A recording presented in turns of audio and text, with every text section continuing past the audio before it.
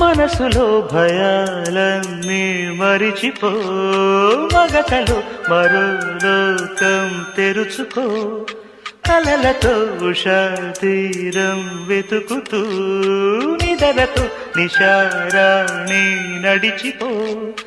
చిటికలోన చిక్కబట్ట కటిక చీకటి కరిగిపోక తప్పదమ్మ ఉదయ కాంతికి.